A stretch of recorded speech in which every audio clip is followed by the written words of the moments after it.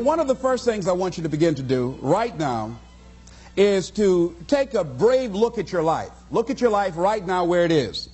So let me ask you some questions. As you begin to look out on the future, look out on this year, let's take personal inventory. What has brought you here? As you begin to look at the things that took place this past year, did you get out of it what you wanted? Did you achieve the goals that you set out to achieve? What part of your life or what things did you do that you don't want to be a part of your life? Are there any people, as you begin to look at your life and look at where you want to go and what you want to do, are there any people that might be some dead weight that you need to think about unloading? Because what you have found through that relationship, that it's more toxic than it is nourishing, it's more debilitating than it is empowering, and so now you've got to make a decision. See, many of us won't be able to move forward because we're not taking true inventory of our lives. As you begin to look at your emotional, your spiritual, and intellectual development, how many books did you read? How many seminars did you attend? How many classes did you take to begin to develop yourself professionally, to improve your craft or your skill?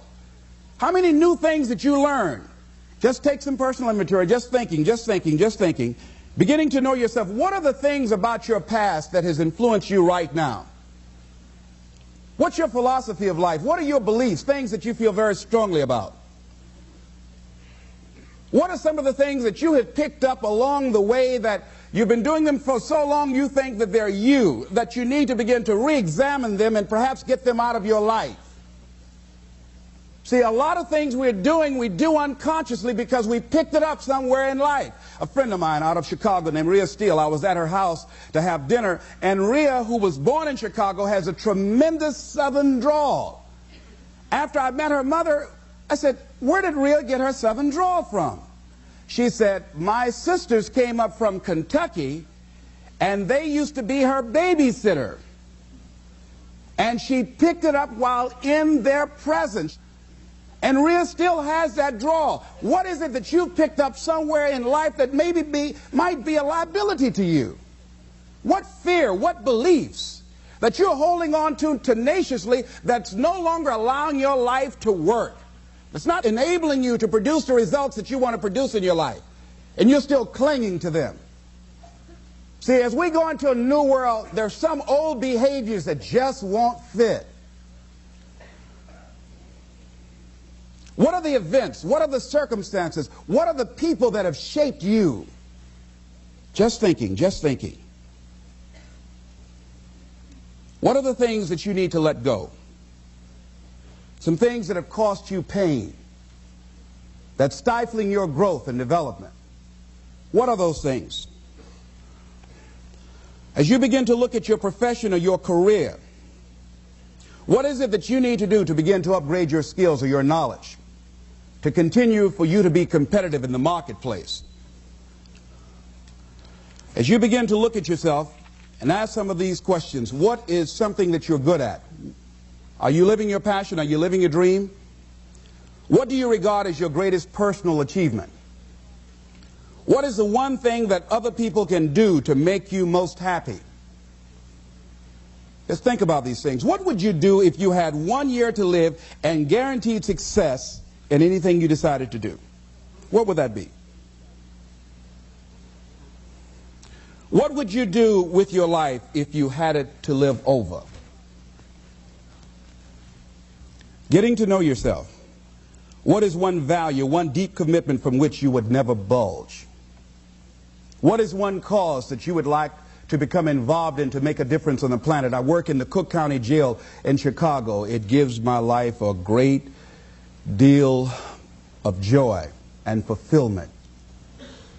Have you found something like that in your life that you could enjoy doing, working with people? I have a friend that's working with physically handicapped people. She said it's been the most rewarding experience she's ever had. She used to be a constantly depressed individual, always feeling sorry for herself. It has changed her life. She's a grateful person. She's found something that she's lost herself in. What is your biggest setback, failure, or defeat of the past year? What is it about you, if somebody really knew, they wouldn't get into a relationship with you?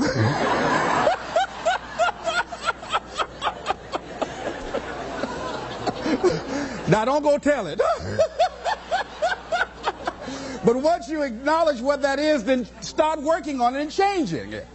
Change that. It's easy to blame the other person, but start taking ownership for where you are. Are you proud of how you have been living your life? Have you explored your natural talents, your gifts, by enthusiastically trying a variety of activities? Ladies and gentlemen, a lot of us have so much talent and abilities, we just put them back on the back burner or just left them aside someplace. Never did anything with them, never brought them out here. Used to do them extremely well in high school or college, or just had a natural gift and never did anything with it. What are you sitting on? What gifts are you sitting on? Have you resigned yourself to a life feeling that nothing can be done to change your future or your circumstances? Have you been afraid to try something different because you're afraid of how people will react to you or what they will think? Those are some of the things that I suggest that you begin to answer yourself. Now, here are some things that I suggest that you begin to look at working on to develop your character. Some things that will give you some personal strength. Webster says character building activities. He says character, the pattern of behavior or personality found in an individual or group. Moral strength, self-discipline, fortitude. That's what's going to be required in order to begin to manifest your greatness. Now, looking at yourself, one of the things I'm suggesting you look at, what is it that you need to be in the process of doing more of or less of? Like being more direct. So I used to have a problem of not telling people what I actually thought because I didn't want to hurt anybody's feelings. Saying no without feeling guilty. More focused. So I used to be the jack of all trades and master of none. Used to do a lot of things. One year I decided to do one thing well. I looked at all of my talents and I decided the strongest one, my ability as a speaker, that's the one I'm going to focus on. But I'm capable of doing a lot of other things. But only when I decided to focus did I begin to reap the rewards of my talent. And then after you do that, you can begin to expand and use the other talents that you have. Deciding to keep your word. If you just decide, I'm going to keep my word. If I say something, I'm going to do it regardless. Being more considerate. More trusting, more disciplined, being less fearful, being more adventurous. Find something that you can look at your life that you say, hey, I know I've got a problem in this area, being late. I need to take care of that. Procrastinating, I need to deal with that. Not taking care of business, being seriously not serious. Creating an imbalance in my life where I'm spending more time looking at television or having social fun and not spending enough time working on me. See, most people, ladies and gentlemen, spend more time working on their jobs than they spend working on themselves. They work harder on their jobs than they work on themselves. And whatever we achieve in life, whatever we create, whatever we're able to manifest comes out of the human mind. Now, I want you to think about 5 things that if you had the courage to do them, it will give you a feeling of satisfaction and self-respect. Think of 5 things that if you had the courage to do those things, you would feel a tremendous feeling of satisfaction within and self-respect. Take the time to write those things down, whatever they might be to you. It might be in your personal life. It might be in your friendships, your family relationships. Might be in your business. I was negotiating with a friend of mine that I admire a great deal. And this person went back on their agreement. And I did not challenge them on it. Number 1, because of my admiration for her. Number 2, because I really wanted the business. And I think she sensed that. So I didn't want to seem too picky, and I was nervous about it.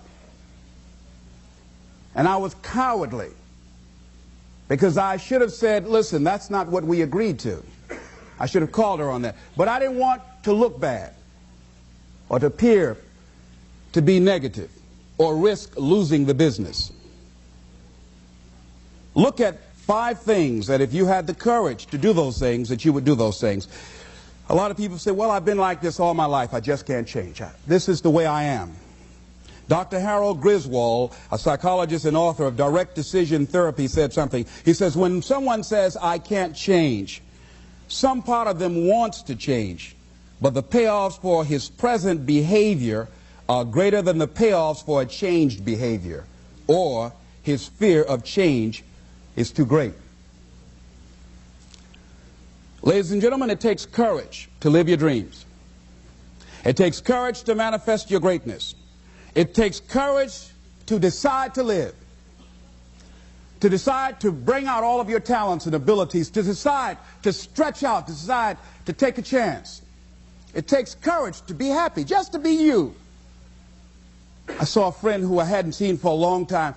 Her whole personality has changed. She was an extroverted, assertive person, but because her husband has a fragile ego, when she's around him, she cows down to him. She plays to him. She's very silent. She doesn't express herself, her feelings. And there are many things she wants to do, but before she even makes a decision of what she wants to do, she checks. How will he handle this? How will he see this? Will this be disruptive in our relationship? A lot of us readjust our behavior and we end up not being who we really are in deference to relationships, men and women. Looking at the word courage, Webster says the attitude of facing and dealing with anything recognized as dangerous, difficult, or painful instead of withdrawing from it. As you begin to look at where you want to go and take personal inventory, it's going to be very uncomfortable. That's why most people don't do it. It's very painful to admit your shortcomings, to admit your weaknesses. It's very painful to do that. It's much easier to withdraw from that and just ignore it. He goes on to say the courage of one's convictions, the courage to do what one thinks is right. As you begin to look at yourself and look at where you want to go with your life, it's very important for you to ask yourself a question as you look at various areas of your life. Is what you are doing right now, is it giving you what you want? If it's not giving you what you want, it's going to take courage to decide to do something differently. It takes courage to enjoy yourself. What are some of the self-defeating behaviors that we become involved in that prevent most people from enjoying themselves? Some people develop the "what's the use" attitude. Why bother? Some people have the "I really don't care." And they convince themselves that they don't care and they don't feel anything. And after a while, they really don't feel anything. Their lives are empty. Some people say, well, it's really not worth the hassle. Just too hard. It doesn't bother me anymore. The fact that I'm not living out my dream. The fact that I'm capable of doing more and I'm not doing it. The fact that I'm content but I'm not fulfilled. The fact that I'm not living my dream. Tom Rusk and Randy Reed, in a book called I Want to Change But I Don't Know How, said people go through life many times playing it safe. He says that's the secret hope, that they say to themselves, if I never let myself feel too good, maybe I'll never get hurt too badly. A lot of people don't ever do the things they're capable of doing because they allow themselves to go along with the crowd, following the crowd. Many people have things they want to do, and they find themselves in relationships with people who are addicted to mediocrity, and they allow their behavior to influence their behavior. Following the crowd.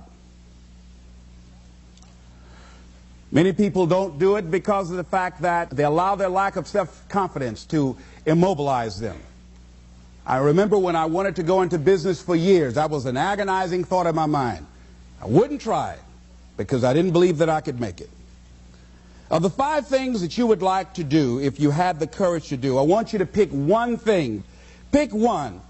And here's how to set it up for yourself that will help free you and get you unstuck. What is the worst thing that can happen if you do it? So what's the worst thing that can happen? Let's say going into business for yourself, or changing careers, or getting a divorce. taking some kind of chance of something that you've always thought about doing, but you just haven't done it for whatever reason. What's the worst thing that can happen? Do the worst case scenario. Now, when you do the worst case scenario, you write those things down, the worst things that you fear would happen. When you name your fears, that puts you in control. What are you afraid of? Name it, write it out so you can look at it. Confront that fear. What is it? I'm afraid that things might work out. What else, Les? Well, I've never been in business, okay? What else, Les? Well, I don't have all the help I need, okay? Good. What else, Les? Well, I don't have enough money, all right? Good. What else, Les? Well, I don't have a college degree. What else? I'm not as good as those other guys that I've seen up there speaking, okay? What else? Well, that's all I can think of right now, okay? Good. Now, that takes you to the next step. What are the benefits? What are the benefits of your acting courageously, taking life on? Well, part of what happened was that I felt better within myself, and I had a strong sense of self-respect. Going into business for myself, I made a lot of mistakes. Sometimes I was down on myself. I felt stupid. I felt dumb because people who were in business said, why would you do something like that? Well, I didn't know. Boy, were you really dumb. And I used to chime in with them. Yes, I guess I was. I didn't know any better. But the other thing is, I had to say to myself, but I did it. I did, even if I made a flop of it, I did it. I took the chance. I took the leap. What are the benefits of your acting courageously? Whatever it is that you've identified. Write the benefits down. And then focus on them. Focus on the benefits. Not on the liabilities. Not on your fears. Focus on the benefits. That which you hold in consciousness tends to manifest itself. Think about how good you feel.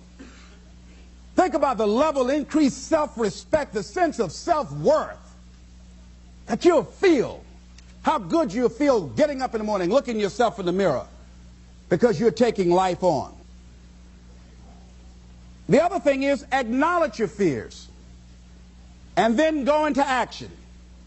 This book is called Feel the Fear and Do It Anyway. That's it.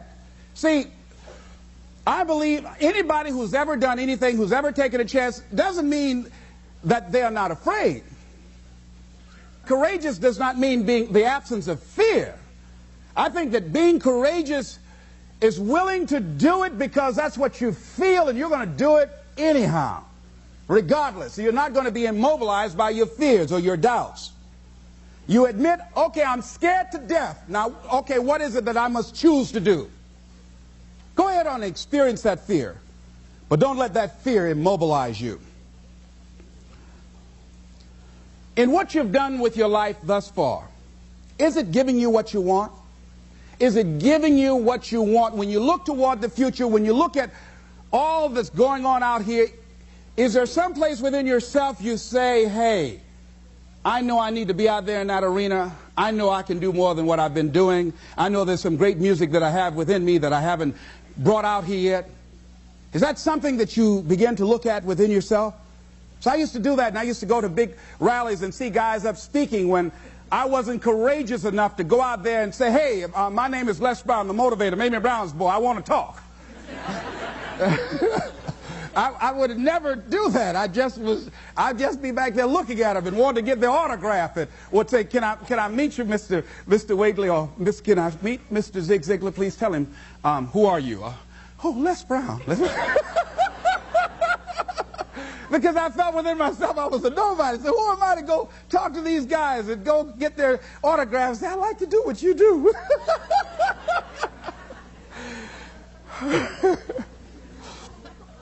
See, I say if you look at your life, and if you're not getting what you want, you owe it to yourself to do something differently. If you're on a job, 85%, they say, of Americans go to jobs that they're unhappy. If you're doing something 8 hours a day that you don't like, it's not giving you what you want, it's not giving you a strong feeling of satisfaction and fulfillment, you're miserable, you hate to go there, you're depressed just thinking about it, you sing the Thank God It's Friday song every week, It's giving you headaches just thinking about it on Sunday afternoon after the football game goes off. If that's what it is, you owe it to yourself to start strategically working to change directions. See, but you know what most people will do? Most people will resist change. Most people will fight change as if change would be worse than what they're experiencing. See, they know this. They're familiar with this. Most people will not challenge the unknown. They won't just step out there. See, there's certain things that's got to be in place. They got to see it all together. And life isn't like that. That's not how you grow. So as you look at your life, you're saying, I'm not getting what I want. As you begin to look toward the future, begin to know that whatever it takes for you to create that, you've got that in you. You've got that. You've got genius in you. You've got goodness in you. You've got creativeness in you. If you decide to take the initiative to change the current quality of your life, I say to you that you will find that the universe is on your side. That life is on your side. Now, will it be turbulent? Yes. Will it be easy? No, no. Will you have some opposition? Yes. Will I make a lot of mistakes? Yes. Will I get hurt? Yes. Yes. See, a lot of people won't try anything different in life because they don't want to get hurt. Let me tell you something. It's too much pain to duck. Pain is everywhere. You can hide under here. It will come where you are. Really, if I go back here, pain will come. Hey, Les, come on out. It will come. It's everywhere. Viktor Frankl calls it unavoidable suffering. You can't duck it. But most people spend their life not wanting to deal with the pain of rejection, the pain of defeat, the pain of being disappointed, the pain of losing, the pain of failure, the pain of being criticized, the pain of not being liked, the pain. That's called life. Life is full of pain. It's everywhere. But guess what? There's no gain without pain. Now, if you're going to hurt anyhow, get some yardage out of it.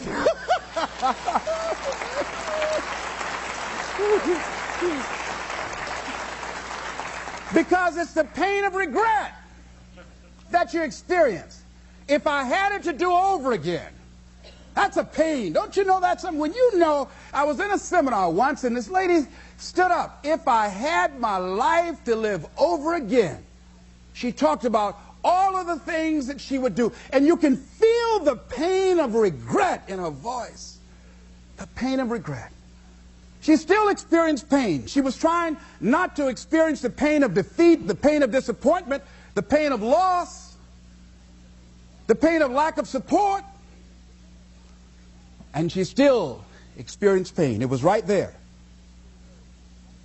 We can't get around it. Most people are governed by their habits, their fears, and the opinions of others.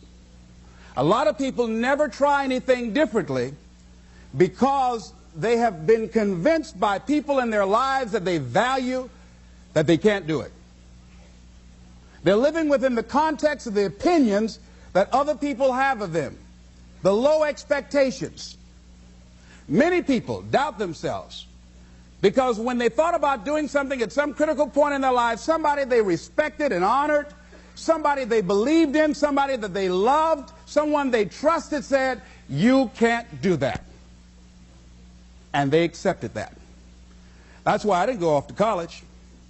I had an instructor that I believed who said, you're not college material, Mr. Brown. You're not as smart as your brother Wesley or your sister Margaret Ann. You're not college material. Why don't you try and get your job at the post office? Try and do something with your hand, or go down to the Miami City Sanitation Department and see can you get a job there. Or why don't you try and go into the Army? I took that test, Mr. Tellers, already. And what happened? I failed. I told you. Anybody fail the Army test, you're really in trouble. So I went down to the sanitation department to try and get a job. because that's what I believe was possible for me. As you look at your life, ask yourself the question, what would your life be like? What would your life look like if you decided not to care what people thought of you? What would your life be like if you decided to give up some of your fears? What would your life be like if you decided to become courageous? What would your life be like? If you decided to act on your dream, if you did what you felt in your heart. You know what courageous means? Tom Rusk and Randy Reed said. They said that courage comes from a French word which means of the heart. But how does it feel to you? He says that courage, you know, it takes courage to live. He says most people go through life not allowing themselves to step out because they don't want to let go. They don't want to be blown around. They don't want to be moved. The courage to face life's whirling wind of contradictions. The courage to love yourself. The courage to love. For years, I was afraid to love. The courage to take a chance. The courage to be who you are. He says courage isn't for somebody else, for medals, applause, or moral debts. Courage is what at that moment feels most right for you. Not just situational ethics, but what feels right in your heart. The word of the heart. What feels right in your heart. One great philosopher says, cowards die many times before their deaths. The valiant never taste of death but once. What does that mean? That valiant people aren't afraid? No, no, no. It means that they experience that fear and they move forward. They move forward anyhow. Many people are dead now. Many people are allowing their dreams to die. Many people are allowing their ideas to lie dormant and collect dust. Many people have all this talent and ability that they are allowing to be buried inside of them, that they will take with them to their graves because they didn't have the courage to be who they are. And I say, as you begin to look toward the future and manifesting your greatness, it's going to take everything in you, that your life deserves the concentrated effort to begin to look at how is it that I can express more of me? How is it that I can bring my ideas out here now? How is it? And start living with a sense of urgency, because you're here today, you're gone today. Life is unpredictable. It's uncertain. There are no guarantees. No guarantees out here at all. So holding back, what are you waiting on? Ask yourself, what's the benefit of your waiting? What's the benefit of your not living your dream? What's the benefit of not listening to yourself? Oh, please, listen to yourself. You know the feelings. If you start listening to the feelings in your heart, and I'm doing it now more every day, I find that my feelings, I can trust them. And I say to you that as you look toward the future, you look at life on a daily basis, if there's something that you have been given, if you've heard something within yourself that you know that what you're doing now doesn't fit for you, it doesn't work for you, it's not giving you what you want, and there's something else that you want to do, don't allow that inner doubt in you to talk you out of it, to build a case on why you can't have it, to tell you why you're not good enough. You ignore that inner voice and all of the external voices. Don't judge the possibilities for what you can do based upon the circumstances, because the circumstances won't determine who you are. Don't determine what you're able to do based upon your resources. Don't determine what's possible for you based upon where your life is right now. Where your life is right now is not you. That's just what it is right now. But the possibilities for you are unlimited. If you're in a rebuilding process, it's unlimited. If you're coming back from adversity and devastation, it's unlimited of what you can do. That's the capacity of human beings. It doesn't matter how many mistakes you've made. It doesn't matter how many flops you've had. It doesn't matter how much money you've lost. In fact, I see it only as an investment of what you learn from life, not losses, but investments of what's possible for you. And I say to you that once you start listening to yourself, and as you begin to act on your dream as you start just trying to find your way, doing what you can with what you have, you will start seeing things opening up for you. You'll start attracting people. You say, where'd they come from? Things will start coming together, clicking for you. You say, whoa. You start brainstorming. Ideas will come out of nowhere as you focus on it. The key to it is to begin to focus on what it is you want to do. Why, Les? Why is that important? Because as you focus on that which you want to do, that which we focus on, that which we give our energy to, it will begin to multiply. It will begin to expand. It will begin to develop your consciousness. And out of that comes your greatness. Out of that comes a commitment. Out of that comes a passion for life. Out of that comes a special power that you have in you that you haven't even called on yet. See, the powers that we have will never reveal themselves if we don't challenge them, if we don't put ourselves in a position where we have to use them. So one of the most important things is reading a book that's a really interesting book called Instant Millionaire, and the guy said, put yourself in a position where you can't retreat, where it's do or die, sink or swim. Here's what you'll find out. You'll develop incredible swimming skills. Or swallow half the pool of life. You'll find yourself stroking unlike you've ever seen before. Through the inspiration of desperation, you'll become more creative than ever before. So what is it? How do we handle that whole piece? Throw your whole self into it. See, most people go at it tentatively.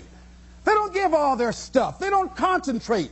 They don't put everything they've got in them. One guy wrote a book called All You Can Do Is All You Can Do. And all you can do is enough. But he said, make sure you do all you can do. And if we're honest this evening, we know that we haven't done all we can do. So as we look at the future, we can decide that from this day forward, as I look at my personal relationships, if I look at my professional relationships, if I look at my family relationships, if I look at all the dimensions of my life, looking at myself mentally, emotionally, and spiritually, I'm going to do all I can do to develop me, to bring my talent out here, to make a contribution to life. I don't know what you want to do. Here's what I know about you, that you've got greatness within you.